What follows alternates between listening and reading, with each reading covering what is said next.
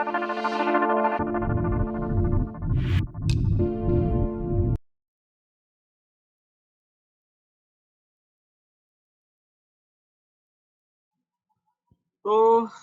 Client and server OS type and minimum requirement for,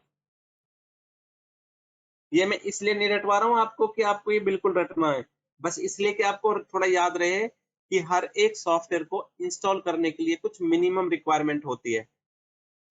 और दूसरा आपको पढ़ना है इवेंट वीवर, इसके टाइप्स,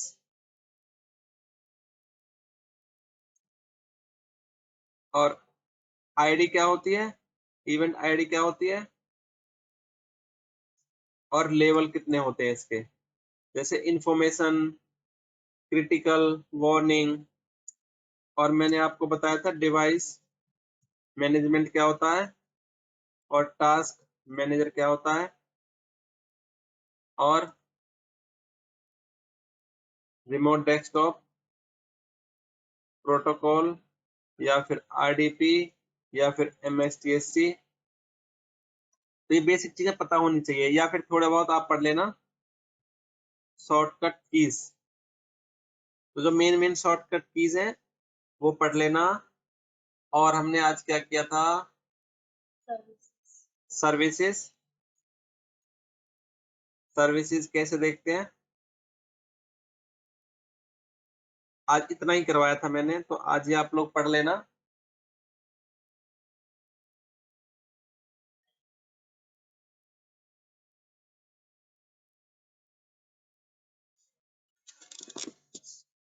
तो अभी हम इसका कंसोल लेते हैं सर्वर का, जैसे कल लिया था। तो कंसोल लेने के लिए, कंसोल मतलब उसको रिमोटली एक्सेस करते हैं। तो किसी सर्वर को एक्सेस करना हो बाहर से तो उसको रिमोट डेस्कटॉप प्रोटोकॉल के थ्रू करते हैं, उसकी शॉर्ट फॉर्म होती है आरडीपी। उसको हम एक्सेस करते हैं आरडीपी के थ्रू।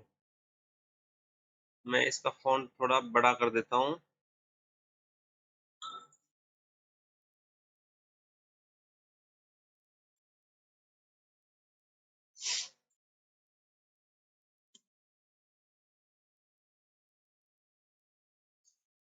तो हम आरडीपी बोलते हैं उसको, या उसको एमएसटीएससी भी बोलते हैं, या उसको हम रिमोट कंसोल भी बोलते हैं। और उसको कैसे करते हैं हम, जैसे अभी या तो आप स्टार्ट पे जाओ, यहाँ पे स्टार्ट पे, और रन पे जाके यहाँ पे रन, और वहां पे MSTSC लिख सकते हो। इसकी फुल फॉर्म होती है माइक्रोसॉफ्ट टर्मिनल सर्विसेज कंसोल। या फिर आप इसमें रिमोट डेस्कटॉप भी ढूंढ सकते हो। स्टार्ट पे क्लिक करके REMOT टाइप करना शुरू करोगे तो आ जाएगा रिमोट डेस्कटॉप कनेक्शन। ये यहाँ से क्लिक करोगे तो भी आपका वही खुलेगा। तो यहाँ पे आप या तो IP डालो या सर्वर नेम डालो, जो होस्ट नेम है उसका, दोनों से एक्सेस हो जाएगा। तो अभी हम एंटर करते हैं, पासवर्ड पूछ रहा है,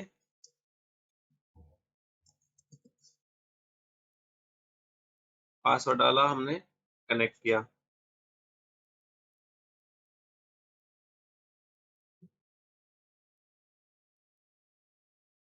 देखो ये विंडो जो आती है इसमें ये पूछता है कि लास्ट टाइम आपने अपना सर्वर एकदम से क्यों शट डाउन कर दिया था। तो छोटी छोटी चीजें हैं, आपको याद रखनी है।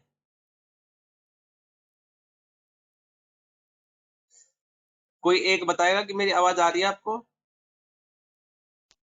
यस सर, आ रही है सर। ओके। तो ये हमारा सर्वर मैनेजर, जब हम सर्वर को रिबूट करते हैं या पावर ऑन होता है तो ये पेज खुल जाता है। ये सर्वर मैनेजर पेज होता है, ये पे सर्वर मैनेजर पेज है, तो ये पेज खुल जाता है अपने आप। तो इसको हम ऑफ कर देंगे, यहाँ से क्लोज कर देंगे। तो जब आप सर्वर को अनएक्सपेक्टेड, सर्वर आपका एकदम से बिजी, पावर ऑफ हो जाती है, कट हो जाती है, या शट डाउन कर देते हो ऐसे ही बिना कोई रीजन दिए, तो ये पूछता है जब दोबारा पावर अप होता है आपका server, why did the computer shut down unexpectedly, कि एकदम से अचानक आपका सर्वर शट डाउन क्यों हो गया था। व्हाई डिड, तो आप अगर आप किसी कंपनी में हो तो आप उसमें उसकी रीजन डाल दोगे कि पावर कट या फिर हार्डवेयर फेलियर।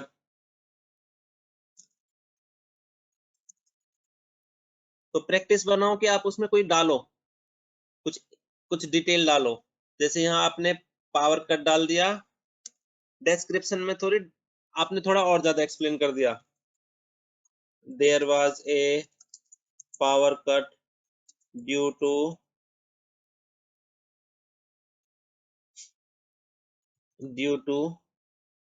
UPS faulty.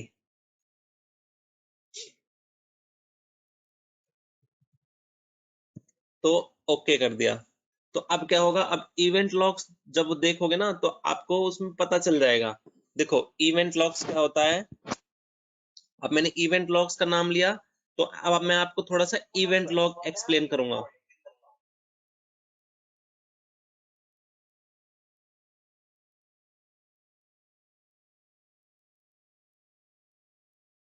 तो अब मैं आपको थोड़ा इवेंट लॉग मैंने बोल दिया तो थोड़ा सा एक्सप्लेन कर देता हूँ आपको कि इवेंट लॉग्स होते क्या है।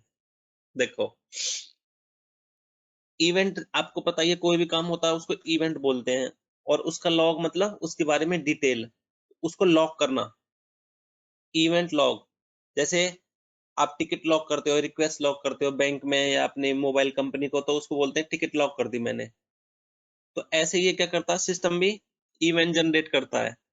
जो भी काम आप करते हो सबके इवेंट जनरेट करता है। तो वो कहाँ पे होते हैं इवेंट्स, दो तरीके हैं। या तो आप स्टार्ट पे क्लिक करके टाइप करना शुरू कर दो, EVENT इवेंट, तो यहाँ पे दिख जाएगा इवेंट व्यूअर। दूसरा तरीका क्या है, रन में जाके EVNTVWR। हाँ रन में जाके EVENTVWR.MSC। तो एक्चुअली जो MSC होती है ना, शॉर्टकट कीज होती हैं हर चीज की, जो भी आप कमांड चलाते हो। तो अगर आपको सारी शॉर्टकट कीज देखनी है ना, तो मैं आपको बताता हूँ कहाँ देख सकते हो। देखो शॉर्टकट की कहाँ पे, जैसे अभी मैंने ये इवेंट इवेंट चला दिया, तो ये कहाँ पे स्टोर होती है, देखो सी के अंदर, विंडोज और System32। तो यहाँ पे अगर आप सर्च करोगे .MSC, तो देखो ये सारी जो भी MSC आपको दिखेगी वो विंडोज की होगी।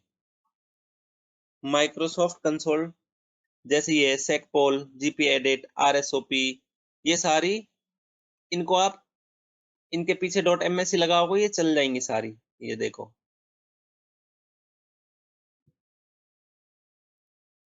DLL नहीं चलेगी, DLL का ध्यान रखना आप, जो DLL के बिना वो चलेगी। जैसे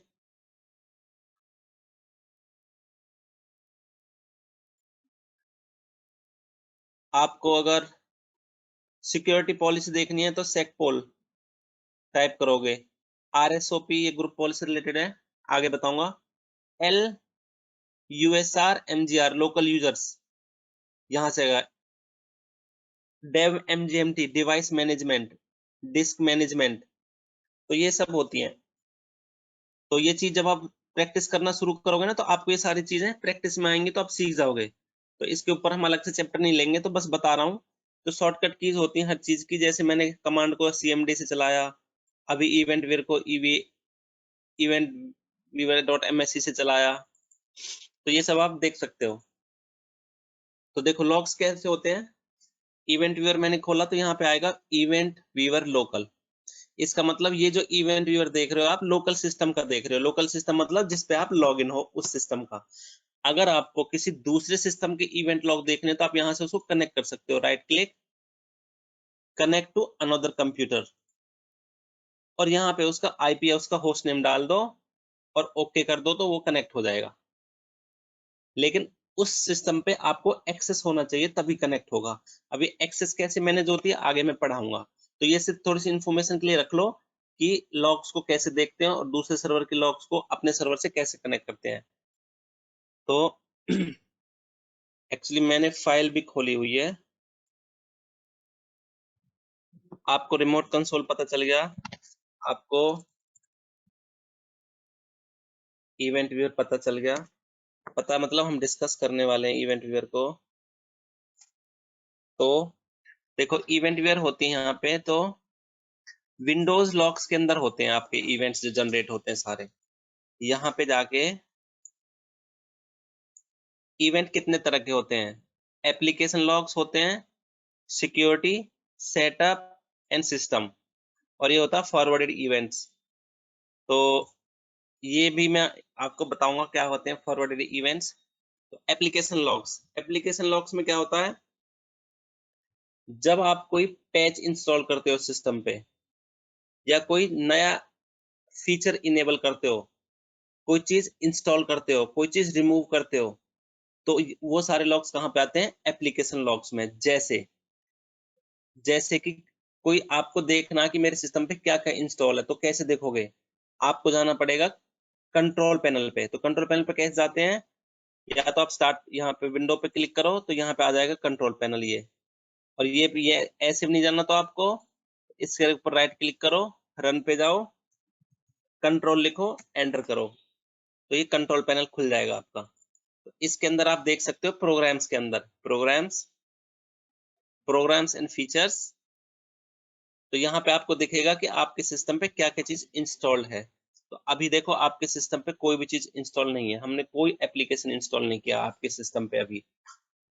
अब क्या चीज इंस्टॉल होती है, जैसे एंटीवायरस टूल इंस्टॉल करना है आपको, या कोई और नया एप्लीकेशन इंस्टॉल करना है, तो वो सब यहाँ पे आपको दिखेगा अगर कोई चीज इंस्टॉल होगी तो, या कोई सिक्योरिटी पैच इंस्टॉल होगा, तो वो सब चीज यहाँ पे रिफ्लेक्ट होती है। तो उस सब चीज के लॉग्स, जैसे मैं, चलो हम ट्राई करते हैं कोई चीज इंस्टॉल करने के लिए। कैसे करते हैं देखो, कोई भी चीज हम इंस्टॉल कैसे करते हैं,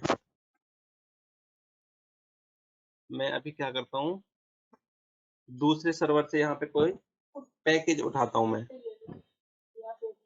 यहाँ पे अब मैं किसी दूसरे सर्वर से कोई सॉफ्टवेयर कॉपी कर रहा हूँ इस सर्वर पे, जिसका नाम क्या है, देखो इसका होस्ट नेम क्या है, pallwal1। तो मैं इस पे, जो मेरा मैकमैन है, जो मेरा लैपटॉप है, उससे कॉपी करूंगा मैं। तो पहले मैं देखता हूँ ये मैकमैन पिंग हो रहा नहीं हो रहा है। तो ये पावर सेल है एक्चुअली। तो आप कमांड भी चला सकते हो। कैसे चलेगी कमांड, राइट क्लिक करो इसके ऊपर, रन, और यहाँ पे टाइप करो cmd, तो आपकी कमांड चल जाएगी ये। या फिर आप दूसरे तरीके से स्टार्ट के ऊपर क्लिक करो और सिंपल टाइप करो, टाइप करना शुरू कर दो cmd, तो ये आ गई यहाँ पे, एंड क्लिक करो, चल गया आपका कमांड। तो मैं इसका थोड़ा फॉन्ट बड़ा कर लेता हूँ।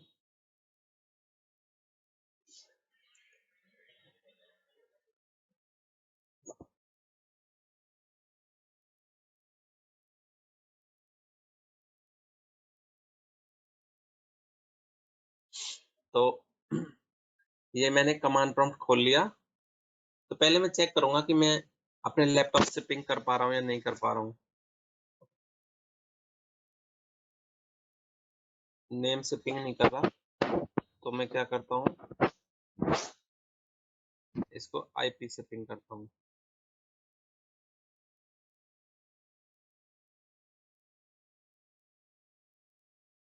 ये, तो मैं अपने सिस्टम का आईपी देखता हूँ। आईपी कॉन्फ़िग कमांड चलाते हैं तो आपको आईपी की कॉन्फ़िगरेशन दिख जाती है। तो ये चीज आप साथ साथ नोट करते रहना। तो 192.168.1.71, तो मैं इसको यहाँ से पिंग करूंगा, जो मेरा pallwal1 सिस्टम है ये। देखो अगर आपको चेक करनी है होस्ट नेम क्या है इसका, तो ये कमांड चला सकते हो आप, होस्ट नेम pallwal1 पिंग 192.168.1.71।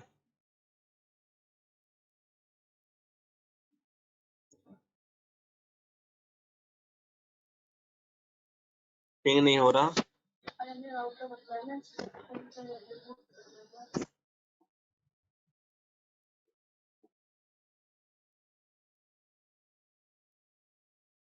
मुझे आईपी देखने दो मेरे सिस्टम का क्या है।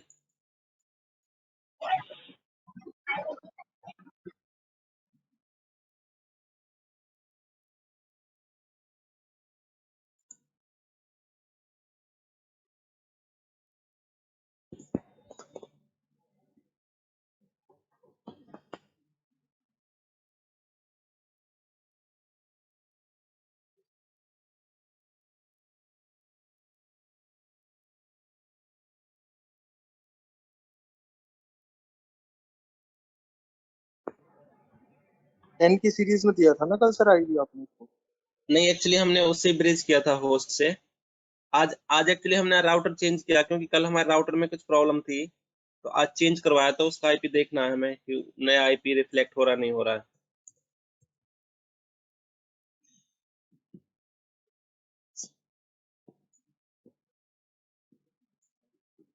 1.71 1.61 1.68 1.7।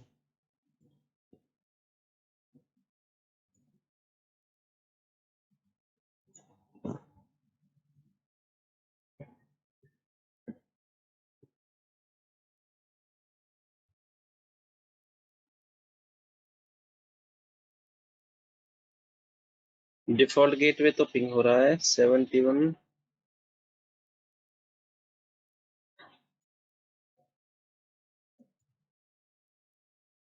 इसका 150 है।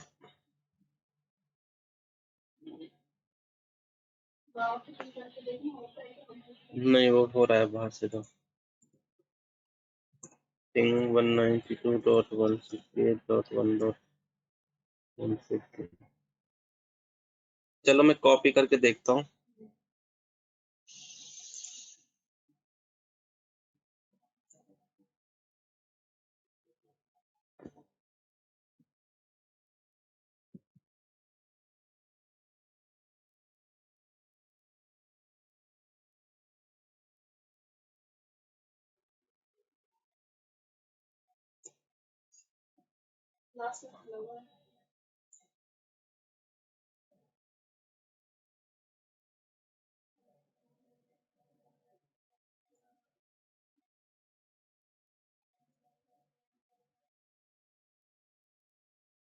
तो देखो, जब एक दूसरे सिस्टम को एक्सेस करते हैं हम, तो कैसे एक्सेस करते हैं? ये डालते हैं इसमें। तो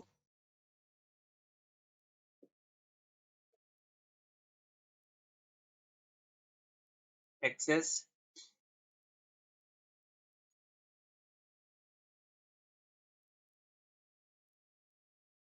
दूसरे कंप्यूटर से फाइल को एक्सेस कैसे करते हैं? डबल बैक स्लैश लगाते हैं।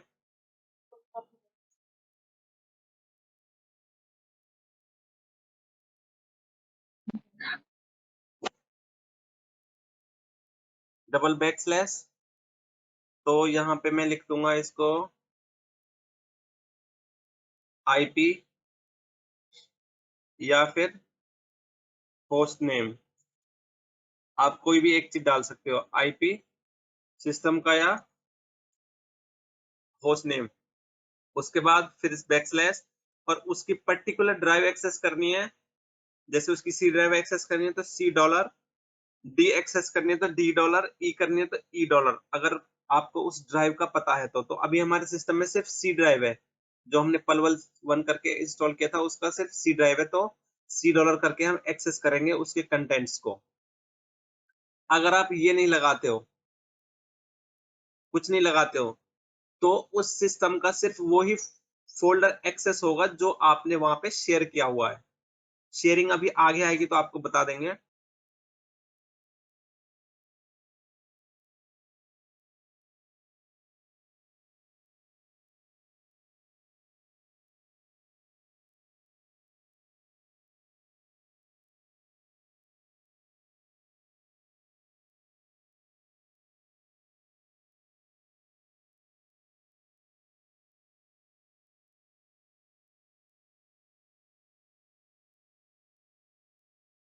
नहीं हो रहा, उसकी प्रॉब्लम देखेंगे हम। तो अभी मैंने डायरेक्ट कॉपी पेस्ट कर दिया है।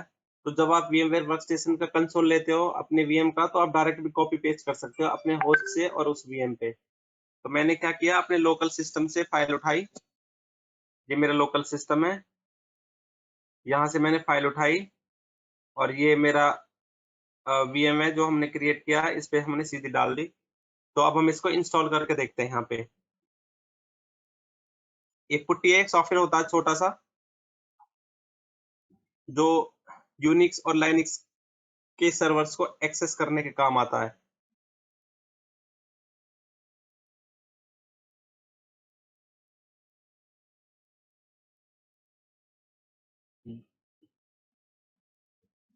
दूसरा लेता हूँ कोई सॉफ्टवेयर,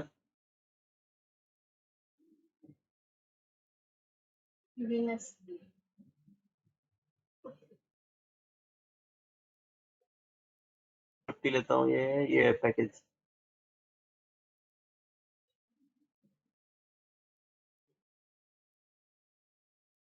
इसको इंस्टॉल करता हूँ। तो मैं इसको डिफॉल्ट नेक्स्ट नेक्स्ट करके फिनिश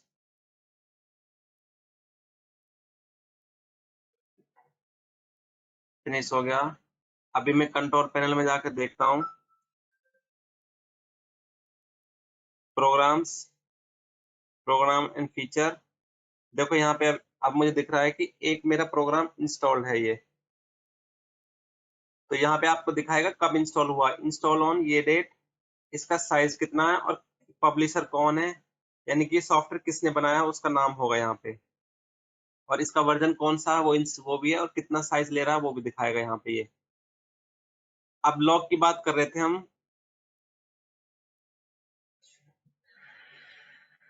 तो लॉग को हम खोलते हैं यहाँ से, eventweaver.msc, यहाँ पे अभी देखो एप्लीकेशन लॉग्स के अंदर अभी हमने जो इंस्टॉल किया था उसकी लॉग्स आ गए हैं। देखो product putty release 0.73 install completed successfully. तो ये पुट्टी जो है ये भी एक एप्लीकेशन है। तो आप विंडोज में पैच डालते हो उसका भी लॉग जनरेट होगा, कोई सॉफ्टवेयर रिमूव करते हो उसका भी होगा, कोई अपडेट करते हो उसका भी पैच होगा। तो वो सारे आएंगे एप्लीकेशन लॉग्स के अंदर। अब उसके बाद होता है सिक्योरिटी इवेंट्स, दो तरह। देखो लॉग कितने होते हैं, application, security, system and setup, चार होते हैं लॉग। तो एप्लीकेशन आपको बता दिया कौन से लॉग होते हैं एप्लीकेशन में। एप्लीकेशन के इंस्टॉलेशन और अनइंस्टॉलेशन से रिलेटेड सारे लॉग्स एप्लीकेशन के अंदर आते हैं। तो इसमें आप देख सकते हो, देखो सिक्योरिटी पैच इंस्टॉल हुआ है। तो हर हर एक इवेंट लॉग की अपनी एक आईडी होती है, उसको बोलते हैं इवेंट आईडी। तो नोट कर लेना, हर एक इवेंट की अपनी एक अलग आईडी होती है, इवेंट आईडी। जैसे हमने ये अभी लॉग आया था यहाँ पे, ये पुट्टी इंस्टॉल सक्सेसफुली, तो इसकी इवेंट आईडी है, देखो इवेंट आईडी 11707। तो अगर आप इसकी डिटेल में जाओगे, डबल क्लिक करके उसको खोल सकते हो। तो यहाँ पे आपको दिखाएगा क्या हुआ है। लॉगिन नेम एप्लीकेशन टाइप का लॉग है, लॉग नेम एप्लीकेशन लॉग है। सोर्स क्या है उसका, एमएस इंस्टॉलर, मतलब हमने एमएस इंस्टॉलर चलाया था। एक्चुअली एमएस इंस्टॉलर क्या होता है, ये माइक्रोसॉफ्ट का इंस्टॉलर सर्विस होती है। कोई भी चीज जब आप इंस्टॉल करते हो तो वो एमएस इंस्टॉलर के थ्रू ही इंस्टॉल होती है। तो इसलिए ये कह रहा है कि एमएस इंस्टॉलर की वजह से ये लॉग आया है यहाँ पे। तो सोर्स दिखा रहा है और इवेंट आईडी दिखा रहा है आपको 1107, ये इवेंट आईडी है। और ये इंफॉर्मेशन दिया इसने कि ये चीज इंस्टॉल हो गई है। तो लॉग के लेवल कितने होते हैं, इंफॉर्मेशन होता है, वार्निंग होता है, क्रिटिकल होता है। तो ये इसने इंफॉर्मेशन दी है। और किसने इंस्टॉल किया, ये पलवल 1 के ऊपर एडमिन यूजर ने किया है। और कंप्यूटर का क्या नाम है, पलवल 1। कब हुआ है, इतने बजे। तो देखो लॉग्स बहुत इंपॉर्टेंट होते हैं।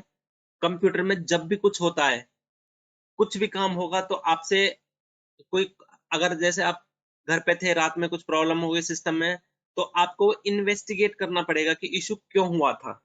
तो सपोज करो सुबह के 3 बजे सिस्टम डाउन हो गया, आपके पास फोन आया ऑफिस से, सर्वर डाउन हो गया। अब आप दूसरे दिन जाओगे सर्वर अप करके, फिर वो बोलेंगे आपसे कि पता करो क्यों हुआ, इन्वेस्टिगेट करो, उसके रूट कॉज ढूंढो। रूट कॉज मतलब मीन्स उसका कारण ढूंढना कि क्यों हुआ था ये क्रैश सिस्टम, क्या प्रॉब्लम हुई। तो रूट कॉज ढूंढने के लिए आपको इन्वेस्टिगेशन करनी पड़ेगी। तो इन्वेस्टिगेशन करने के लिए जैसे सर्वर 3 बजे डाउन हुआ, अब आपको उससे 1 घंटे पहले से सारी लॉग देखनी है कि उसके पहले क्या चल रहा था, उसके पहले क्या क्या क्या।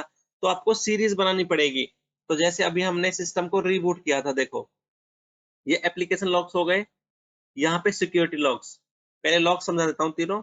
सिक्योरिटी लॉग्स क्या होता है, सिस्टम पे जो कोई लॉगिन करता है उन सब की डिटेल रखना, वो सिक्योरिटी लॉग्स का काम होता है। कौन लॉगिन कर रहा, कौन लॉग ऑफ कर रहा है, और किसने गलत पासवर्ड डाला, किसने सही पासवर्ड डाला, किसी का फेल हुआ, सक्सेस हुआ, क्या हुआ, वो सारा आता है सिक्योरिटी लॉग्स के अंदर। अभी देखो, अभी इसमें फेल भी आएगा, देखो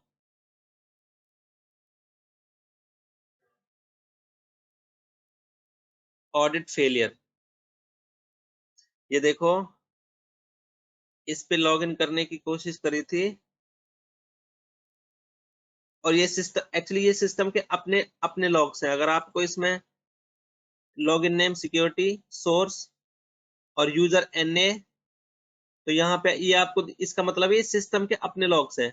सॉरी, इसमें अगर आप, यहाँ पे 2 टैब होते हैं, डिटेल और जनरल। तो जनरल का फॉर्मेट है, वो ये आप पढ़ पाओगे। तो ये मैंने ट्राई किया था, देखो कहाँ से ट्राई किया था। अभी मैं जो एक्सेस कर रहा था ना फोल्डर्स को, वहां से एक्सेस करने का ट्राई कर रहा था, डबल बैकस्लैश लगा के। तो वहां मैं अपना, मैं यूजर नेम मेरा था वहां पे, और मेरे कंप्यूटर का नाम मैकमैन था। तो मैं आपको कंफर्मेशन के लिए दिखा देता हूँ, देखो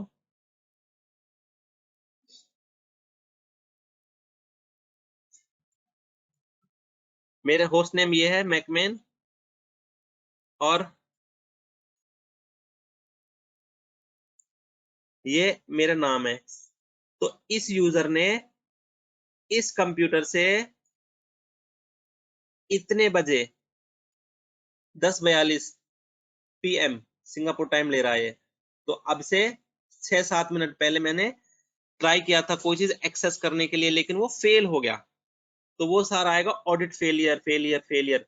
मतलब किसी ने लॉगिन किया तुम्हारे सिस्टम पे, लेकिन वो लॉगिन नहीं कर पाया, उसने ट्राई किया।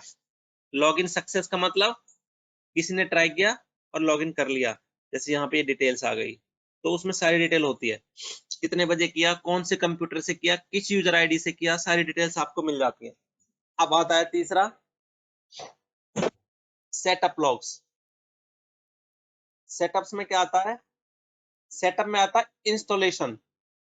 जब आप कोई इंस्टॉल करते हो, किसी किसी चीज को इंस्टॉल करते हो, उसके इंस्टॉलेशन में अगर कोई प्रॉब्लम आएगी या फिर कोई एरर आएगा, वो सारी लॉग्स आपको यहाँ पे मिलेगा। ये इसमें आपके जो विंडोज के पैच होते हैं, वो सारी डिटेल्स इसमें आपको दिखती है। अब विंडोज के पैच क्या होते हैं, थोड़ा डिटेल में बता देता हूँ, नोट कर लेना।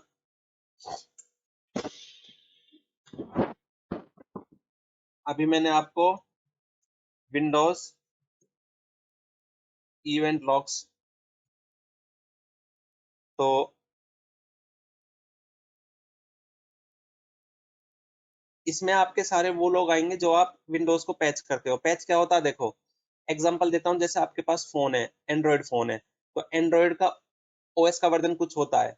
जब आप जनरल में जाके देखते हो सॉफ्टवेयर अपडेट आया नहीं आया, तो टाइम टू टाइम क्या करता है वो एंड्रॉयड अपने, अगर आपके पास HTC का फोन है, सैमसंग का है, वीवो जो भी है, वो टाइम टू टाइम क्या करता है, उसका पैच रिलीज करता है। पैच, पैच क्या होता है, अगर पैच को अगर आप हिंदी में देखोगे तो पैच को बोलते हैं किसी चीज के ऊपर पैच कर देना, उसको रिपेयर कर देना। तो हर एक वेंडर अपने प्रोडक्ट के लिए पैच निकालता है, टाइम टू टाइम पैच को निकालता है, उसके अंदर जो कमी है उसको कवर करने के लिए। और कमी कैसे आती है, जो हैकर्स होते हैं या फिर जो सिक्योरिटी ब्रीच होता है, वो हैकर्स क्या करते हैं, वो नए नए प्रोग्राम बनाते हैं सिस्टम्स को हैक करने के लिए, वो इसी काम में लगे रहते हैं। और जैसे मेरे पास माइक्रोसॉफ्ट का है, तो कोई हैकर्स क्या करेगा, प्रोग्राम बनाएगा, कोशिश करेगा मेरे सिस्टम से डेटा उठा ले। मेरे सिस्टम पे तो कुछ नहीं मिलेगा ऐसा वैल्यूएबल डेटा, लेकिन उनका सोचो जो कंपनीज हैं, बैंक हैं, अगर उनका डेटा चला गया तो बहुत बड़ी प्रॉब्लम हो जाएगी। तो उसके लिए हैकर्स पैच बनाते हैं, वायरस बनाते हैं, प्रोग्राम बनाते हैं जिससे कि वो डेटा हैक कर लें। और माइक्रोसॉफ्ट क्या करेगा, पैच बनाएगा, उस कमी को पूरा करने के लिए उसको ठीक कर देगा कि अच्छा हैकर्स ने नई तरीका निकाला है सिस्टम को हैक करने का, तो फिर माइक्रोसॉफ्ट वाले इंजीनियर क्या करेंगे, उसके लिए एक कदम आगे जाके एक और प्रोग्राम बना देंगे जिससे वो हैक ना हो, तो उसको पैच बोलते हैं। तो माइक्रोसॉफ्ट क्या करता है, हर महीने के सेकंड ट्यूसडे को पैच रिलीज करता है। तो ध्यान रखना ये सारे इंटरव्यू क्वेश्चंस हैं।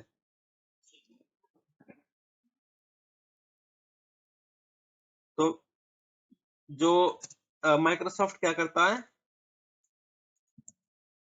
Every second Tuesday of month को ये पैच रिलीज करता है। तो ये कहेगा भाई जिसके पास विंडो सर्वर 2016 है उसके लिए ये पैच है, जिसके पास विंडो सर्वर 2012 है उसके ये पैच है। तो हम लोग उन सारे पैचेस को इंस्टॉल कर देते हैं। तो जब हम उन पैचेस को इंस्टॉल करते हैं तो सारे इवेंट यहाँ पे आ जाते हैं कि success installation, failure, error, warning सब आ जाएगा यहाँ पे और उसकी सारी डिटेल आएगी। तो ये होते हैं सारे सेटअप लॉग्स। अब होता है सिस्टम लॉग्स, सिस्टम लॉग्स या फिर उसको सिस्टम इवेंट बोल सकते हो आप। तो सिस्टम इवेंट्स क्या होता है,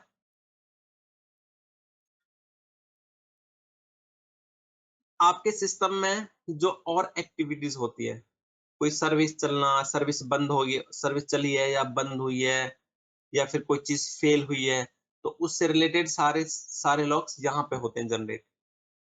तो ये आपको थोड़ा सा डिफरेंस समझना। तो जैसे मैं आपको एक एग्जांपल दिखा देता हूं, जैसे सिस्टम में कौन से लॉग आते हैं, देखो जैसे यहाँ पे दिखा रहा है ये स्टॉप हो गई सर्विस, ये चल गई, स्टॉप स्टेट सारी डिटेल दिखा रहा है। तो मैं क्या करता हूँ, कोई सर्विस स्टॉप करके दिखाता हूँ। तो सर्विस कैसे एक्सेस करते हैं, जो ये टास्क बार है नीचे ये वाला, ये टास्क है जो नीचे, इसको टास्क बार बोलते हैं। तो ये जो बेसिक चीज है ना आप थोड़ा सा पढ़ लेना, इसको टास्क बार बोलते हैं, ये वाला, ये स्टार्ट बटन है यहाँ पे, ये सर्वर मैनेजर है, ऐसे। तो ये यहाँ पे आप राइट क्लिक करोगे,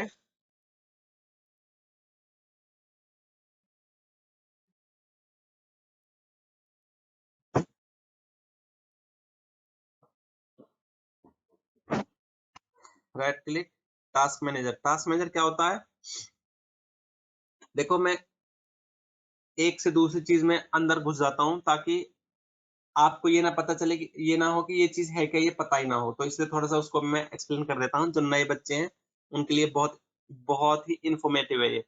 तो टास्क मैनेजर में आपको पता चल जाता है कि हमारे सिस्टम पे क्या क्या चल रहा है। तो मोर डिटेल्स पे क्लिक करोगे, मोर डिटेल्स ये वाला, तो यहाँ पे आपको चल जाएगा प्रोसेस। देखो ये प्रोसेस, इतनी सारी प्रोसेस चल रही है।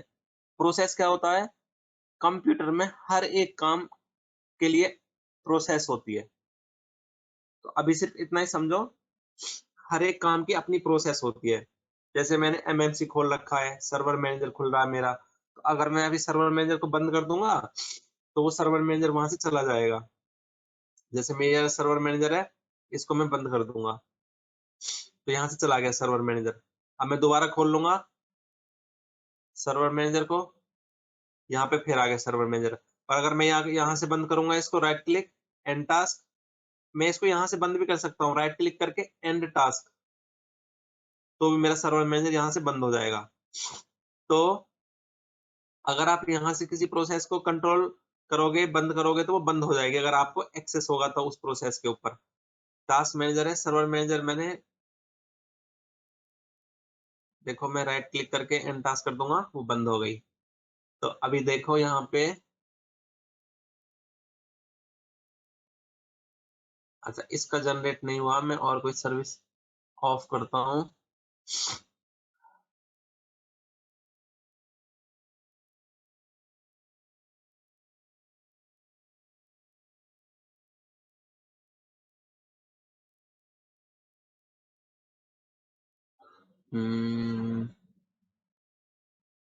इसमें लिखा होगा या services.msc में लिखा होगा? नहीं, एक ही चीज है वो सर्विस। ये प्रोसेस का भी एक ही बात है, प्रोसेस भी मैं ऑफ ऑन करूंगा, जैसे ये सारी सर्विसेज है।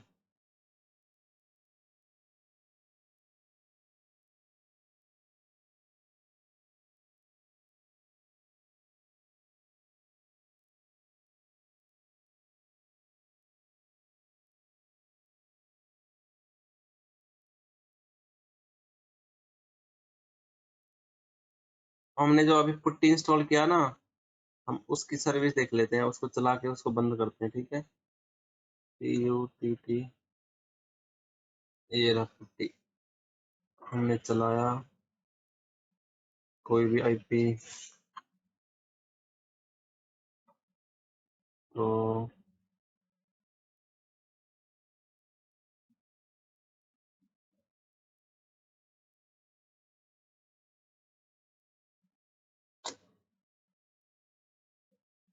इसमें रिबूट भी दिख जाता है ना? हाँ, तो देखो हमने कंट्रोल पैनल का जो है वो ऑन ऑफ किया था, तो उसमें सारी सर्विसेज इसमें दिखा रहा है। मैं कोई सर्विस ढूंढ रहा हूँ जो मैं स्टॉप कर सकूं, क्योंकि ये सारी सिस्टम की सर्विसेज हैं।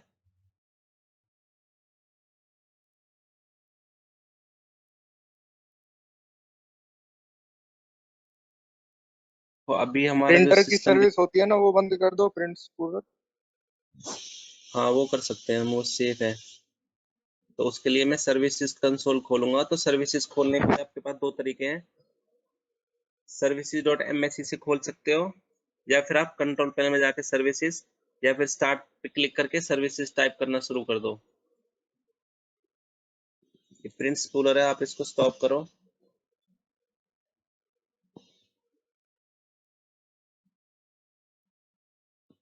ये देखो यहाँ पे ये लॉग जनरेट हो गया, print spooler service entered the stop state. तो अभी आपको पूरा डिटेल दे देगा। अभी यहाँ पे टाइम, सर आपकी ना, हेलो हाँ जी, सर, आपकी वीडियो और वॉइस में मिसमैच आ रहा है। वॉइस आगे चल रही है, वीडियो पीछे चल रही है।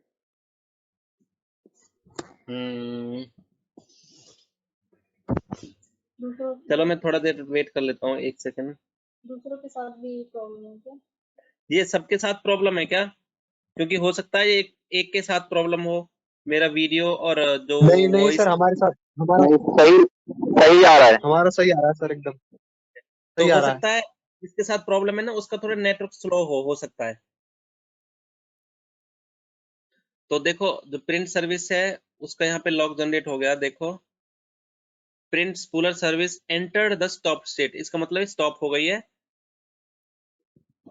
और ये यूजर कौन है, यहाँ पे कौन से कंप्यूटर पे हुई है, पलवल 1। अब यहाँ पे यूजर नहीं आया, क्योंकि जो प्रिंट सर्विस चल रही थी वो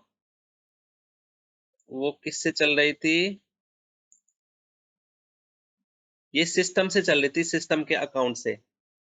तो इसलिए यहाँ पे नाम नहीं आया कि किसने स्टॉप करी है वो, क्योंकि यहाँ पे समझा जाएगा कि वो सिस्टम ने ही स्टॉप करी है उस सर्विस को। तो वहां पे लॉग जनरेट हो गया सर्विस का इवेंट व्यूअर के अंदर। तो यहाँ से आप सारे इवेंट देख सकते हो। और अगर आपको इवेंट लॉग फिल्टर करने हो, फिल्टर करने का मतलब देखो, जैसे ये विन लॉग ऑन सर्विस है, इसको याद रखना आप 7001। जो विन लॉग ऑन सर्विस है, नहीं एक इवेंट व्यूअर सर्विस है, वो बताता हूँ। जो सबसे पहले स्टार्ट होती है सर्विस, वो है विंडो इवेंट लॉग्स।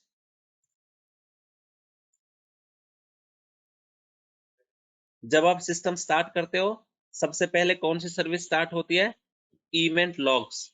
और जब आप सर्वर को शट डाउन करते हो, तो सबसे बाद में कौन सी सर्विस स्टॉप होती है, इवेंट लॉग्स। तो इवेंट लॉग सर्विस का 6009, 5 एंड 13 स्टार्ट का इसका 6005 है। और एक मैं दिखाता हूं सिस्टम को,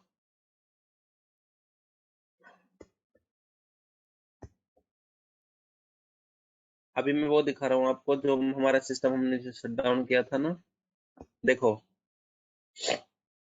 जो हमने सिस्टम शट डाउन किया था और यहाँ पे डाला था पावर कट, ये और comment there was a power cut due to UPS faulty, तो हमने एक कमेंट डाला था, तो ये 1076 जो सिस्टम शट डाउन होता है उसकी 1076 होती है।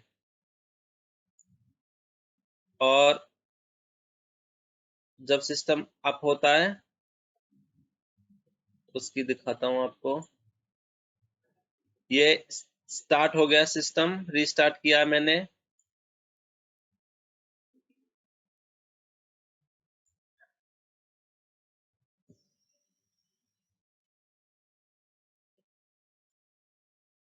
अच्छा तो जो इवेंट लॉग सर्विस है वो सबसे पहले स्टार्ट होती है। तो अगर आपको देखना है कि सिस्टम कैसे रिबूट हुआ है या फिर कितने बजे हुआ, तो आप इवेंट लॉग सर्विस देख सकते हैं कितने बजे वो स्टार्ट हुई है।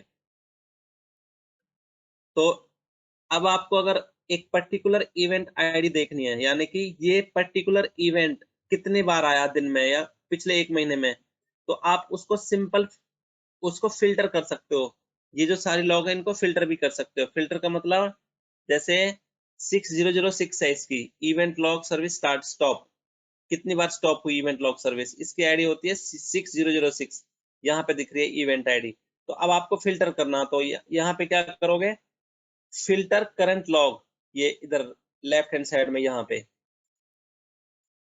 ये रहा, फिर फिल्टर करंट लॉग्स, तो आप इसको फिल्टर कर सकते हो। क्लिक करोगे तो यहाँ पे इवेंट आईडी डाल दो सिर्फ 6006।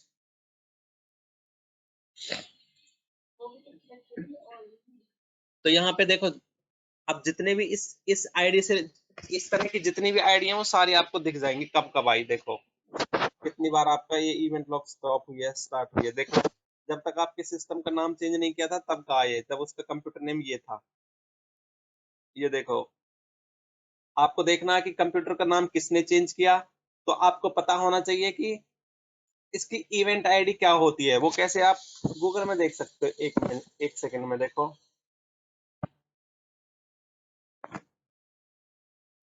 What is the event ID of computer name change, event ID है 4742।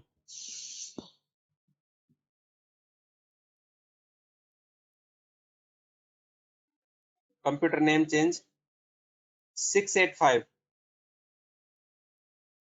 नहीं ये भी नहीं है। कंप्यूटर अकाउंट,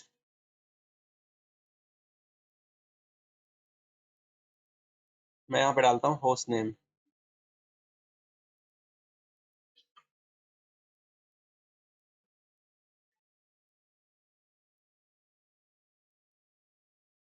फोर 4742 से करता हूँ मैं सर्च। तो यहाँ फिल्टर हमने लगा दिया, इस फिल्टर को हटाने के लिए क्या करेंगे, क्लियर फिल्टर, तभी सारी दिखेंगी। क्लियर लॉग और क्लियर फिल्टर में क्या डिफरेंस है? क्लियर लॉक्स का मतलब है, क्लियर लॉक्स का मतलब सारी लॉक्स डिलीट हो जाएंगी, तो क्लियर लॉक्स नहीं करना है। तो अभी हम दोबारा फिल्टर करेंगे, कौन सी आईडी थी, 4742, 4742, नहीं ये नहीं है, और कोई आईडी है। 685 से देखता हूँ, पहले मुझे क्लियर करना पड़ेगा फिल्टर, फिर दोबारा 682,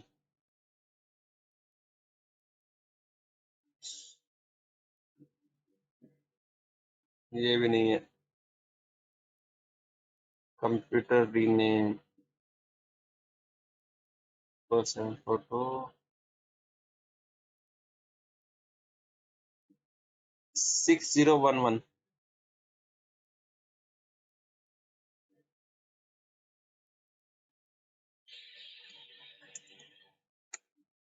देखो तो इस आईडी जो कंप्यूटर को रीनेम करते हैं वो आईडी इवेंट आईडी होती है उसकी 6011। तो देखो यहाँ पे हमने किया था computer machine have been change from win this to Palwal 1। तो हमने ये चेंज किया था इसका नाम। फिर हमने 26 को have been change from this to this. अच्छा, ये जब लेता जब आप इसको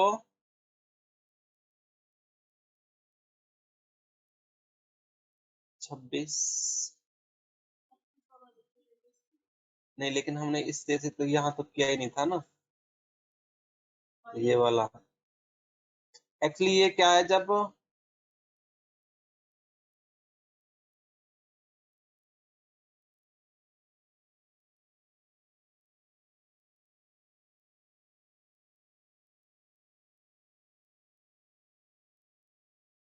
अच्छा ये हमने किया नहीं है, पता नहीं ये इवेंट कैसे आया, क्योंकि आज 26 तारीख है ना, 26 तारीख को 11:48 2:11 तो हमने चेंज किया तो नहीं है ये, पता नहीं इवेंट लॉग कैसे आया है।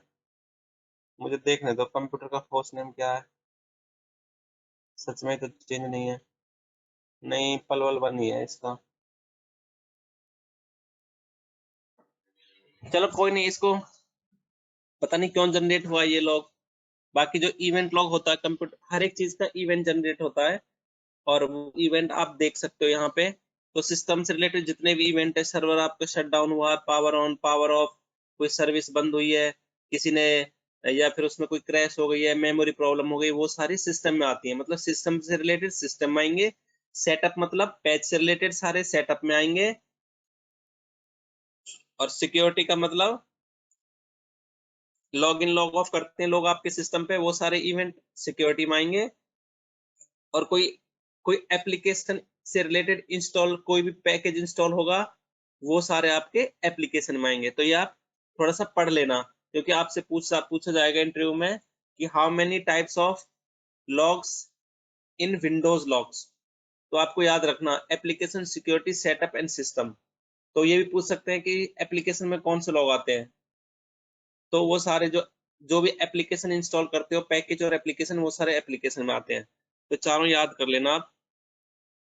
हम लॉग्स को आर्काइव कर सकते हैं क्या? हाँ देखो, आप इसमें लॉग्स को आर्काइव कर सकते हो। आर्काइव का मतलब होता है आप इन लॉग्स को भी सेव कर सकते हो कहीं। तो ये लॉग्स बाय डिफॉल्ट कहाँ पे सेव होते हैं, देखो अगर आपको पता करना है कि ये लॉग कहाँ पे सेव हो रहे हैं, तो ये आप देख सकते हो।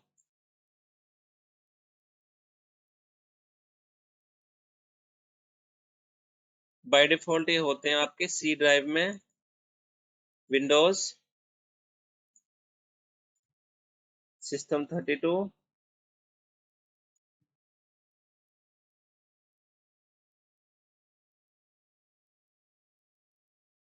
Win event logs, win EVT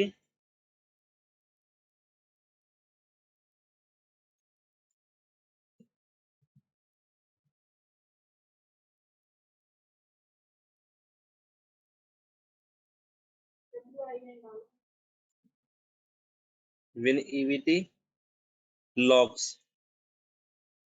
देखो यहाँ आपके सारे लॉग सेव हो जाते हैं आके,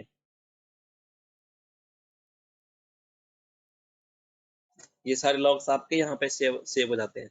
तो अगर आपको इनका पाथ चेंज करना है ना, तो आप पाथ भी चेंज कर सकते हो, और आपको और दूसरी जगह सेव करने हैं, यहाँ से कॉपी पेस्ट करने, कट पेस्ट करने तो कर सकते हो, लेकिन बाय डिफॉल्ट सबसे पहले यही आएंगे। तो कई बार क्या होता है कि सी ड्राइव का स्पेस फुल हो जाता है इसका, क्योंकि ये सारे लॉग सी ड्राइव में ही है, तो इसका स्पेस भर जाएगा, जैसे आते रहेंगे लॉग्स आते रहेंगे। तो आपको इसको क्लीन करना पड़ेगा, अगर क्योंकि सी ड्राइव में स्पेस खत्म हो गया तो क्या होगा, आपका सिस्टम बंद हो जाएगा। तो अभी जैसे सर इसमें इनको 11 डिलीट भी GB कर फ्री। हाँ जी, इनको डिलीट भी कर सकते हैं। हाँ इनको डिलीट कर सकते हो आप, लेकिन देखो कंपनीज क्या करती हैं, 1 साल के इवेंट लॉग्स कम से कम रखती हैं, वो सिक्योरिटी पर्पज से, कि कल को कुछ इन्वेस्टिगेशन करनी हो तो आपको लॉग्स मिल जाए, तो आपको डिलीट नहीं करने होते हैं। तो कंपनीज की अपनी पॉलिसीज होती हैं, कंपनी की अपनी पॉलिसी होती है कि आप अपने इवेंट लॉग्स को यहाँ रख दो, यहाँ रख दो। तो मैं आगे मैं बताऊंगा वो क्या करते हैं। हम सारे इवेंट लॉग्स को कॉपी करके एक मेन सर्वर पर रखते रहते हैं, सेंट्रलाइज सर्वर पे, उसको हम बोलते हैं इवेंट लॉग सर्वर, या फिर सिस लॉग सर्वर या सेंट्रल लॉग सर्वर, कुछ भी बोल दो। तो क्या होता है, सारे लॉग्स अपने आप वहां से दूसरे सर्वर पे कॉपी हो जाते हैं। नेटवर्क का दूसरा सर्वर होता है और यहाँ से डिलीट होते रहते हैं। तो अगर किसी को, जैसे यहाँ पे हम सिर्फ 10 दिन के लॉग रखेंगे इस लोकल सिस्टम पे, और अगर आपको 10 दिन से ज्यादा पुराने लॉग चाहिए तो जो मेन सर्वर है सेंट्रलाइज, जहाँ पे सारे लॉग सेव होते हैं, वहां जाना पड़ेगा। अब वो सर्वर हम कैसे कॉन्फ़िगर करेंगे उसको हम बाद में बताएंगे, उसके बहुत सारे तरीके हैं। तो अगर आपको यहाँ से ये लॉग सी ड्राइव में से और कहीं रखने, तो आप क्या कर सकते हो, पहले यहाँ से सेव ऑल इवेंट एज, तो आप इन सारे लॉग्स को और कहीं सेव कर सकते हो, जैसे सेव एज। तो अभी मैंने देखो डॉक्यूमेंट्स के अंदर है ये या मैं डेस्कटॉप पे भी सेव कर सकता हूँ। तो इसका मैं फाइल का कुछ भी नाम डाल दूं। ये कौन से लॉग्स में ले रहा था अभी, ऐप लॉग्स, और आज कितनी तारीख है, 26। तो मैंने सेव कर दिया, सेव। ओके, तो अभी देखो मेरे डेस्कटॉप पे लॉग सेव हो गए हैं, ये रहे यहाँ पे, ये लॉग्स मैंने सेव कर लिए। 1 MB का साइज लिया है इसने। तो सेव करने के बाद आप इनको डिलीट कर सकते हो, यहाँ से चाहो तो क्लियर कर सकते हो, राइट क्लिक, क्लियर लॉग्स। तो जब आप क्लियर करते हो तो 2 ऑप्शन पूछता है, सेव एंड क्लियर, पहले सेव करो फिर क्लियर करो, या डायरेक्ट क्लियर कर दो। लेकिन हमने ऑलरेडी सेव कर लिए तो क्लियर कर सकते हैं।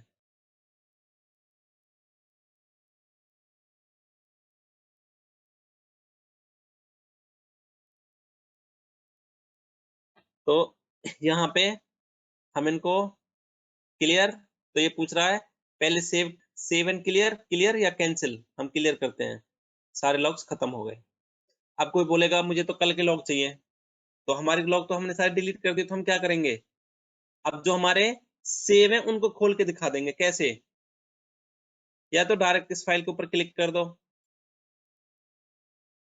ये देखो दूसरा विंडो खुल गई एक इवेंट व्यूअर यहाँ पे, या फिर इवेंट व्यूअर के अंदर जाके फाइल पे जाओ, ऑप्शन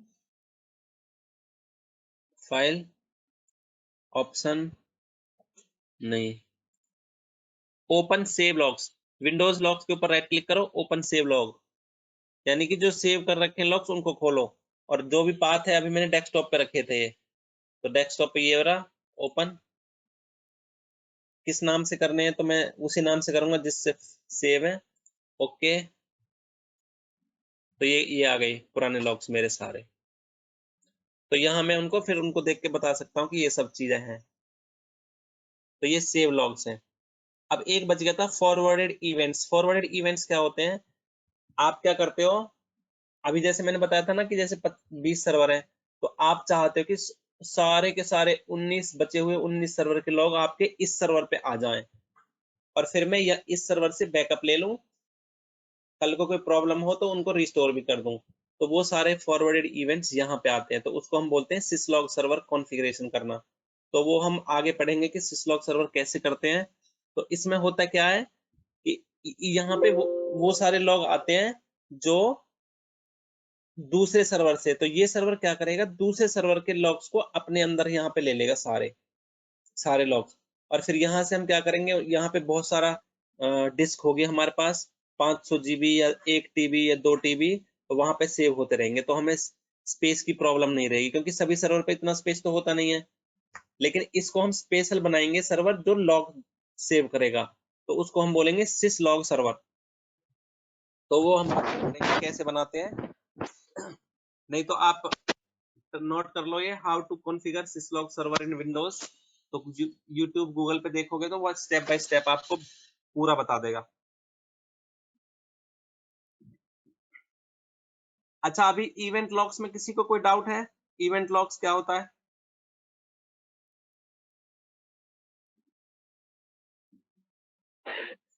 सर ये एप्लीकेशन लॉग में और सेटअप लॉग में क्या डिफरेंस है?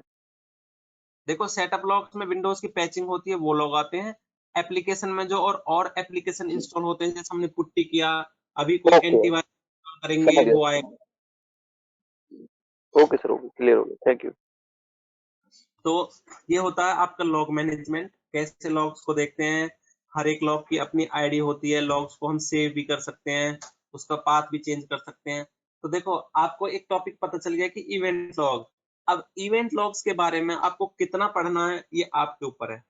तो मैं आपको क्या दूंगा, मैं आपको बेस दूंगा, उस बेस के ऊपर अपनी नॉलेज आपको डेवलप खुद करनी पड़ेगी, क्योंकि आप इतने छोटे बच्चे नहीं हो कि एक एक चीज आपको बताई जाए। आपको सिर्फ एक स्टार्टअप चाहिए, उसके बाद आप खुद से मेहनत कर सकते हो। तो अब आप अपने होमवर्क में क्या करना, what is event Windows event log, how to configure Windows syslog server. ज्यादा टाइम नहीं वेस्ट करना है अभी। अगर आपको लगता है कि बहुत डिफिकल्ट हो रहा तो कोई बात नहीं, स्किप करो अभी, जब आगे पढ़ो उन चीजों को ध्यान दो जो अभी करंट चल रही है। विंडोज इवेंट नहीं आता समझ, कोई नहीं, उसको एक साइड रख लो नोट करके कि ये मुझे बाद में पढ़ना है या मुझे इस पे डाउट है।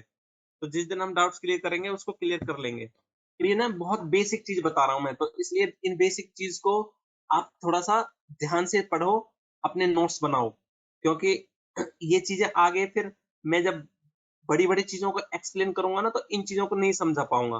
तो अगर ये चीज स्किप हो गई तो आगे की चीजें आपको समझ नहीं आएंगी। तो अभी मैं आपको बताऊंगा, इसमें होता है एक डिवाइस मैनेजमेंट। देखो जो जो कंप्यूटर से रिलेटेड है बंदे उनको तो समझ आ रहा होगा इजीली, लेकिन जो अभी नए ना विंडोज में उनके लिए थोड़ा सा डिफिकल्ट होगा। तो अभी हमने पढ़ा था, अब हम पढ़ेंगे डिवाइस मैनेजमेंट। देखो जिन बंदों को जो ऑलरेडी जॉब पे हैं या फिर जिनको एक्सपीरियंस है, जिनको लगता है कि उनको ये सब आता है, तो अगर वो चाहते हैं ना तो वो स्किप कर सकते हैं, ऐसा कुछ नहीं है हार्ड एंड फास्ट। लेकिन जिनको इंटरेस्ट आ रहा है वो कंटिन्यू कर सकते हैं। तो डिवाइस मैनेज क्या होता है देखो। अब डिवाइस मैनेजमेंट क्या होता है,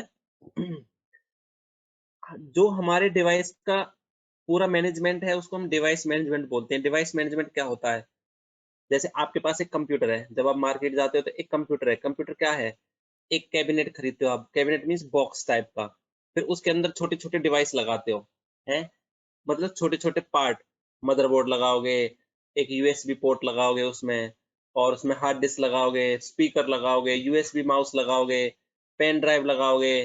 तो जितने भी डिवाइस लगाओगे उनको जो मैनेज करता है उसको बोलते हैं डिवाइस मैनेजमेंट। तो वो कहाँ से खोलते हैं, देखो आप कंप्यूटर में ना कोई भी चीज खोलना चाहो उसको कंट्रोल पैनल से खोल सकते हो। कंट्रोल पैनल कैसे खोलते हैं, रन पे जाओगे और रन की शॉर्ट की क्या है, विंडोज की दबाओ और आर, विंडो और आर को एक साथ दबाओ, यानी कि विंडोज को दबा हुआ keep Windows key press and then press R, तो वो रन रन खुल जाएगा आपका रन। तो उसमें टाइप करो कंट्रोल। तो ये चीज आप नोट कर सकते हो, शॉर्टकट की ऑफ रन, शॉर्टकट की ऑफ दिस, शॉर्टकट की ऑफ दिस। तो कर सकते हैं कंटिन्यू। Yes sir. ठीक है, अगर किसी को लगे कि बहुत ज्यादा हो रहा है तो आप बता सकते हो कि आज के लिए काफी है। तो ये डिवाइस मैनेजर है, यहाँ पे आप डिवाइसेस देखोगे और ये इवेंट व्यूअर भी यहाँ से देख सकते हो।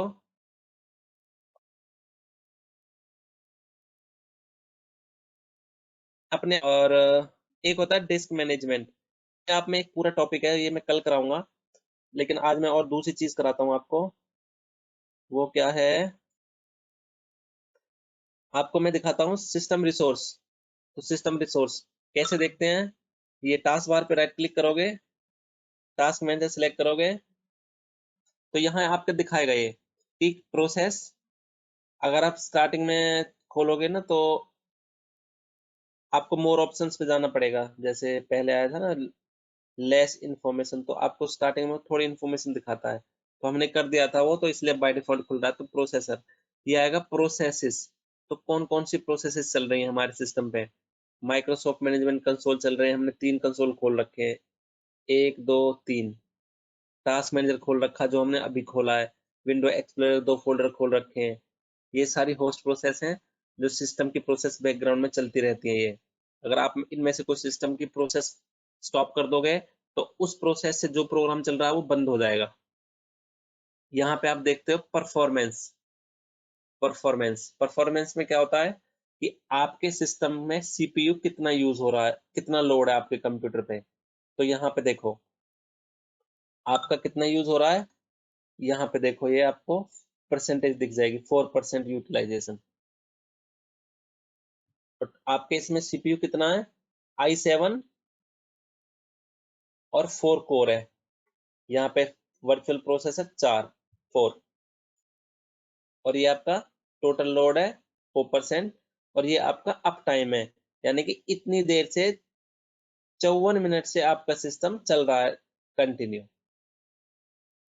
सेकंड, मिनट्स, आवर्स, डे, तो इसको चले हुए 54 मिनट हो गए हैं। उसके बाद है आपका मेमोरी। मेमोरी होती है रैम। जब आप फोन खरीदते हो पूछते कितनी रैम है भाई इसमें, 4 GB। स्टोरेज कितनी है भाई, स्टोरेज 16 GB। तो ये सब वही चीज है। तो मेमोरी यहाँ से देखते हो आप, हमने 4 GB मेमोरी दी थी और यूटिलाइज कितनी हो रही है इसकी, आप यहाँ से देखोगे तो परसेंटेज में आपको दिख जाएगा 713 MB इन यूज, मतलब 4 GB में से 712 MB यूज है और कितनी बची हुई है 3.2 GB, मतलब 3 GB से ज्यादा अवेलेबल है अभी और 712 MB यूज हो रही है। MB GB तो पता होगा ना आप सबको, सबके पास स्मार्टफोन है। किसी को ऐसा कोई है जिसको MB और GB नहीं पता हो, पूछ सकते हो। देखो जैसे किसी चीज का वेट देखने के लिए हम उसको किलो में मेजर करते हैं, ऐसे ही जो कंप्यूटर का डेटा होता है उसको मेजर करने के लिए बाइट्स होती हैं, बिट होती है, बाइट्स होती है, फिर केबी होती है, फिर एमबी, उसके बाद जीबी, फिर उसके बाद टीबी, फिर उसके बाद मैं आपको दिखा देता हूँ हेक्साबाइट होता है, पेटाबाइट होता है। तो आप इसको गूगल कर सकते हो कि कहाँ तक जाती है ये आपकी जो मेजरमेंट की है ये बाइट्स। और एक बाइट्स में कितने बिट होते हैं, एक केबी में कितने बिट होते हैं, एक एमबी में कितने केबी, एक जीबी में कितने एमबी, इस तरह से आप उसको देख सकते हो। तो ये यूटिलाइजेशन है यहाँ पे दिख रहा है आपको। और ये इथरनेट यानी कि आपके लैन कार्ड जो जिससे आपका कंप्यूटर कनेक्टेड है, लैन कार्ड पे कितना लोड पड़ रहा है वो आप यहाँ पे देख सकते हो और उसका आईपी भी देख सकते हो क्या आईपी है। और आईपी वर्जन 4 हम यूज कर रहे हैं, हम सिर्फ 4 ही डिस्कस करेंगे। दो तरह के होते हैं आईपी, आईपी वर्जन 4 और आईपी वर्जन 6, तो हम सिर्फ आईपी 4 ही यूज करेंगे, उसी को डिस्कस करेंगे। तो यहाँ पे आपको दिखेगा सिस्टम का लोड कितना है। ये सब चीज मैं क्यों बता रहा हूँ आपको, देखो जब सिस्टम में कोई प्रॉब्लम आती है तो सबसे पहले लोग बोलते हैं कि देखो सिस्टम में क्या प्रॉब्लम है। तो आपका सबसे पहला काम क्या होता है उसको देखने का कि उसके सी ड्राइव में स्पेस है या नहीं है फ्री। हम सी ड्राइव ही क्यों देखते हैं, क्योंकि सी ड्राइव जो है वो कंप्यूटर की सिस्टम ड्राइव है जिसमें ऑपरेटिंग सिस्टम इंस्टॉल है, उसको सी ड्राइव बोलते हैं, या फिर उसको सिस्टम डिस्क या सिस्टम ड्राइव बोलते हैं। तो उसमें अगर स्पेस नहीं बचेगा तो आपका सिस्टम बंद हो जाएगा या फिर स्लो चलेगा। दूसरा, आपका सीपीयू पे ज्यादा लोड तो नहीं है, यानी कि अगर आपके सीपीयू पे 100% लोड चला जाएगा तो आपका सिस्टम बिल्कुल डाउन हो जाएगा, स्लो चलेगा। जैसे 90% हुआ स्लो हो गया, 95 हुआ, 6, 7, 8, तो ऐसे स्लो स्लो हो गए। जैसे 100 हुआ क्रैश रिबूट हो जाएगा अपने आप। ऐसे ही मेमोरी, अगर मेमोरी नहीं रहेगी तो क्या होगा, सिस्टम स्लो होगा पहले, फिर एकदम से या तो प्रोग्राम क्रैश होने लगेंगे या आपका पूरा सिस्टम ही रिबूट हो जाएगा। ऐसे इथरनेट, इथरनेट में क्या होगा, सिस्टम तो आपका, यानी इथरनेट मतलब नेटवर्क, सिस्टम तो रिबूट क्रैश नहीं होगा लेकिन आपका सिस्टम नेटवर्क से डिस्कनेक्ट हो जाएगा, कनेक्ट डिस्कनेक्ट कनेक्ट डिस्कनेक्ट ऐसे, या फिर चीजें काम नहीं करेंगी जो जो इंटरनेट पे चलती हैं फाइल्स वगैरह। तो ये आपका होता है परफॉर्मेंस में आता है, सिस्टम की परफॉर्मेंस में। तो ये चीजें ही आपको सबसे पहले चेक करनी पड़ती है अगर कोई सिस्टम में कोई कंप्लेंट करता है तो कि मेरे सिस्टम में प्रॉब्लम आ रही है। अगला टैब होता है यूजर्स। इसमें आप देख सकते हो कि कौन कौन इस टाइम पे आपके कंप्यूटर पे लॉग इन है। इस पे आप देखोगे कि इस टाइम आपके कंप्यूटर पे कौन कौन लॉगिन है। तो अभी इस पे सिर्फ एक यूजर लॉगिन है जिसका नाम एडमिन है, और उस क्या क्या काम कर रहा है वो ये सारी सर्विस चला रखी है उसने। एक्सपेंड करोगे तो पता चल जाएगा उसने क्या क्या चला रखा है ये, और कितना सीपीयू खर्च हो रहा है हर एक प्रोग्राम पे, कितनी मेमोरी खर्च हो रही है। मैक्सिमम यूजर कितने लॉगिन हो सकते हैं? अच्छा, मैक्सिमम इसमें 3 यूजर लॉगिन हो सकते हैं मैक्सिमम, अगर आपने कोई लाइसेंस नहीं लिया है तो। लेकिन लाइसेंस अगर आपने लिया है तो कितने भी यूजर लॉगिन हो सकते हैं एक बार में, 2 यूजर एक कंसोल। तो दो। सेटिंग चेंज लाइसेंस आप विंडोज एक्टिवेशन लाइसेंस की बात कर रहे हो ना? अच्छा नहीं, लाइसेंस में देखो, टर्मिनल सर्विस लाइसेंस जो आप कंप्यूटर को एक्सेस करते हो वो टर्मिनल सर्विसेज के थ्रू एक्सेस करते हो, तो आपको टर्मिनल सर्विसेज के लाइसेंस लेने पड़ते हैं अगर आप एक दो से ज्यादा उसको एक्सेस करना चाहते हो तो मतलब आपका कंप्यूटर यूएस में है, आपका कंप्यूटर यूएस में है और आप इंडिया से एक्सेस करना चाहते हो एक बार में, तो 2 यूजर एक्सेस कर सकते हैं मैक्सिमम। लेकिन आपको चाहते हो कि 2 से ज्यादा करें तो आपको उसके लिए टर्मिनल सर्वर लाइसेंस बाय करने पड़ते हैं माइक्रोसॉफ्ट से। वो एक माइक्रोसॉफ्ट टर्मिनल सर्वर आता है, अलग से इंस्टॉल करना पड़ता है। तो जितने आपको लाइसेंस मिलते हैं उतने आप उसमें एक बार में लोग कनेक्ट कर सकते हैं, और आपको यहाँ पे दिख जाते हैं कि कितने यूजर आपको यहाँ पे कनेक्ट हो रहे हैं, कौन कौन है, और यहाँ पे उनका कितना सीपीयू यूज कर रहे हैं, कितना मेमोरी ले रहे हैं, और एक एक प्रोग्राम का देखना कितने प्रोग्राम चल रहे हैं, कितनी है, तो यहाँ से देख सकते हो। अगला होता है डिटेल्स। डिटेल्स में आपके कंप्यूटर पे जितने भी प्रोग्राम चल रहे हैं, सर्विसेज चल रही हैं, वो सारे सबकी डिटेल आ जाती है। ये वही है जो लाइनेक्स वाले, जिन्होंने लाइनेक्स किया उनको तो पता होगा, हमने दिखाया था लाइनेक्स में ये। तो यहाँ पे बहुत इजी है।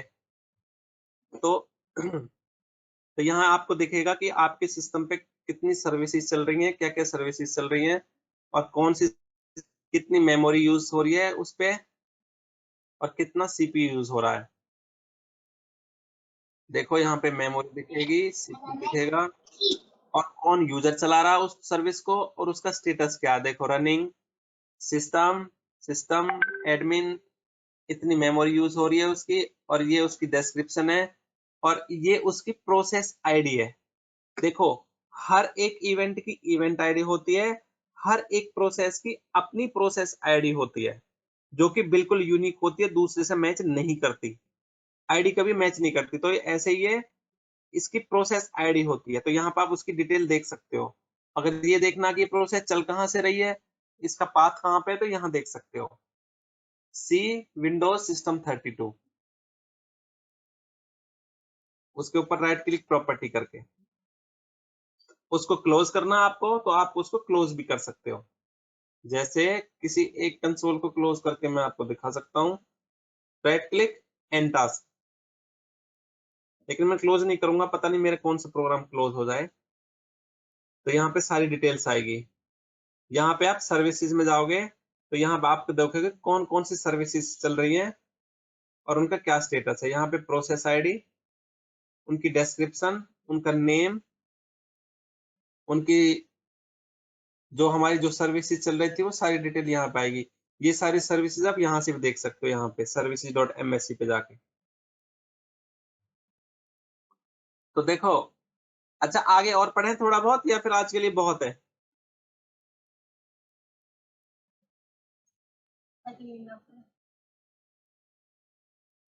अगर कोई नहीं बोल रहा तो मैं क्या समझूं? बहुत है सर।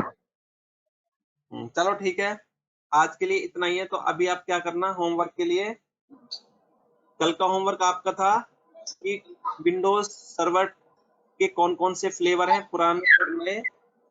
तो मैं क्या करता हूँ, आपको होमवर्क बता देता हूँ, आप नोट कर लेना।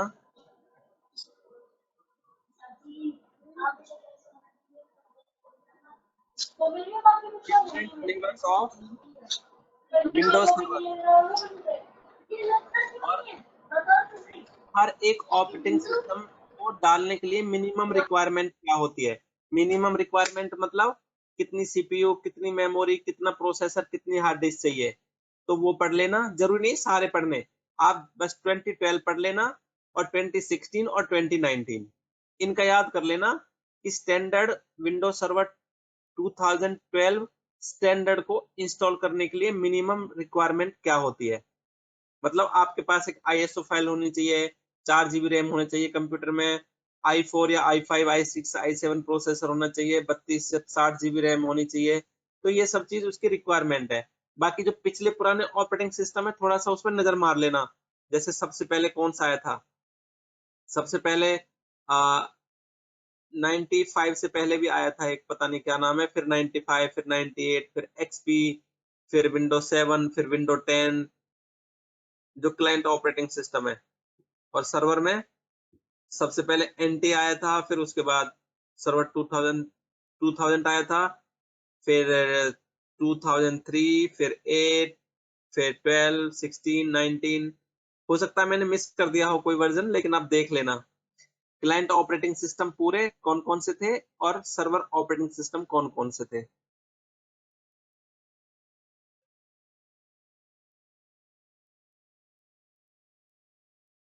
आप लोग नोट कर रहे हो ना होमवर्क? यस सर, नोट कर ली सर। तो client and server OS type and minimum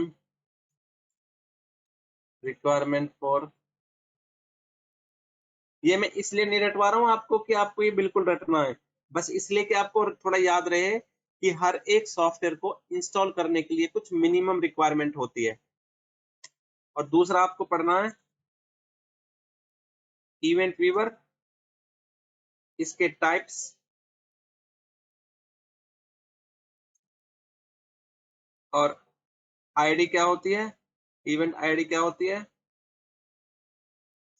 और लेवल कितने होते हैं इसके, जैसे information, critical, warning.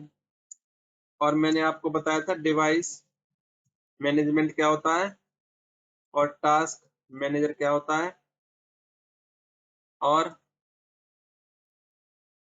Remote desktop protocol या फिर RDP या फिर MSTSC। तो ये बेसिक चीजें पता होनी चाहिए, या फिर थोड़ा बहुत आप पढ़ लेना शॉर्टकट कीज। तो जो मेन शॉर्टकट कीज हैं वो पढ़ लेना। और हमने आज क्या किया था, सर्विसेज। सर्विसेज कैसे देखते हैं, आज इतना ही करवाया था मैंने, तो आज ये आप लोग पढ़ लेना।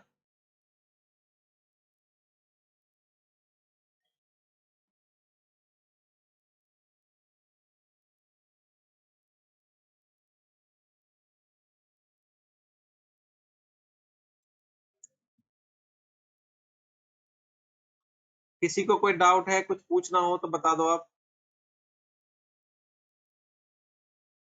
हम 5 मिनट के लिए। हेलो सर, मेरा एक क्वेश्चन था। बताइए। सर कल मैंने सर्वर 2019 डाउनलोड किया था उसके लिए, वीएम के लिए। हाँ जी। तो सर उसका जो यूआई लगा वो तो बिल्कुल विंडोज 10 जैसा लगा। तो सर इसमें डिफरेंस क्या होता है एक क्लाइंट ओएस में और सर्वर ओएस में? अच्छा देखो, इसमें क्या होता है मेन, इसमें नया ऑपरेटिंग सिस्टम क्यों क्यों रिलीज करती है माइक्रोसॉफ्ट, मैं आपको बताता हूँ। जैसे हमारा पहले 2016 चल रहा था, अच्छा, तो उसके बाद हम उसमें हर महीने पैच डालते थे उसमें 20 अच्छा जो बोल नहीं रहे वो म्यूट कर लो प्लीज। तो जो हम 2016 OS या 2012 यूज कर रहे थे, तो माइक्रोसॉफ्ट जैसे 2012 जो आया था वो 2013 2011 में आया था, 2011 के आसपास विंडोज सर्वर 2012। तो जब वो आया था 2012, उस यानी कि अब 2020 चल रहा है 2020, तो 8 साल के अंदर एक महीने में एक बार पैच आते हैं, तो यानी कि एक साल में 12 बार पैच इंस्टॉल हुए और 8 साल में 96 टाइम्स, तो यानी कि उस पे 96 टाइम्स पैच इंस्टॉल हुए हैं विंडोज सर्वर 2012 पे, और हर महीने 8-10 पैच आते हैं, तो कितने सारे पैच इंस्टॉल हो गए। तो उनसे क्या होगा, सिस्टम को उन सारे पैचेस को मैनेज करने में प्रॉब्लम होगी, स्लो हो जाएगा, क्योंकि जब रीबूट होगा तो सिस्टम देखेगा कि हाँ ये सारे रिक्वायर्ड पैच मेरे पास हैं या नहीं है। तो एक तो स्पेस लेगा, दूसरा फिर उस पर बहुत सारे पैच होंगे। तो अब क्या करता है माइक्रोसॉफ्ट, टाइम टू टाइम नया ओएस रिलीज कर देता है। तो नया ओएस जब रिलीज करते हैं तो क्या करते हैं, पुराने सारे फीचर डाल देगा उसमें, जो पुराने जितने भी पैच रिलीज किए थे पहले वाले ओएस के, प्लस में जो नए फीचर हैं उनको ऐड कर देगा, और उसकी थोड़ी सी कैपेसिटी बढ़ा देगा, उसमें नया फीचर डाल देगा। जैसे विंडोज सर्वर 2008 से पहले हाइपर भी नहीं था। हाइपर भी मतलब जैसे आप वीएम बना सकते हो ना वीएमवेयर वर्कस्टेशन पे, जैसे हमने वीएमवेयर वर्कस्टेशन पे वीएम बनाई है, ऐसे ही वीएम आप विंडोज सर्वर 2012 पे भी बना सकते हो। तो ये हाइपर वी की कॉन्सेप्ट विंडोज 2008 में आई थी। तो ऐसे ही जब कोई नया फीचर लॉन्च करना होता है माइक्रोसॉफ्ट को, तो वो नया ऑपरेटिंग सिस्टम रिलीज कर देता है। लेकिन अगर हम और आप यूज करेंगे तो हमें उसमें कोई खास डिफरेंस नहीं दिखेगा। तो डिफरेंस हमें तभी पता चलेगा हम जब कोई ऐसा काम करेंगे जो हमें पुराने में नहीं दिख रहा था और वो नए में दिखेगा। तो ये होता है डिफरेंस। बाकी फंक्शन वाइज कोई डिफरेंस नहीं है, उसके भी बहुत सारे फ्लेवर आएंगे। तो इसमें 2 फ्लेवर होते हैं, जैसे 2012 में दिखाया था मैंने, कोर और स्टैंडर्ड। तो कोर में क्या होता है, कोर GUI बेस्ड होता है, और जो स्टैंडर्ड होता है वो कोर CLI होता है, कमांड लाइन। और जो नैनो होता है, नैनो मतलब स्टैंडर्ड, वो होता है आपका GUI, जैसा हमारा ये है, आपको सब कुछ दिख रहा है। और कोई? सर CLI की फुल फॉर्म क्या होती है? Command line interface. Okay sir, thank you. Sir मेरा एक क्वेश्चन है सर। बोलो। सर ये जो नैनो सर्वर है तो ये अलग से कोई स्पेशल पैकेज है जैसे कि एक्सचेंज कहा जाता है, या फिर कुछ अलग से नहीं इंस्टॉलेशन नहीं, करना होता है इसका? नैनो क्या है, नैनो आपका वही है जो स्टैंडर्ड को बोलते हैं, कोर और नैनो 2 है उसमें। अच्छा अच्छा, मतलब अलग से कुछ नहीं है ना, जैसे कि हम एक्सचेंज का EXE लेके चलते हैं? नहीं नहीं।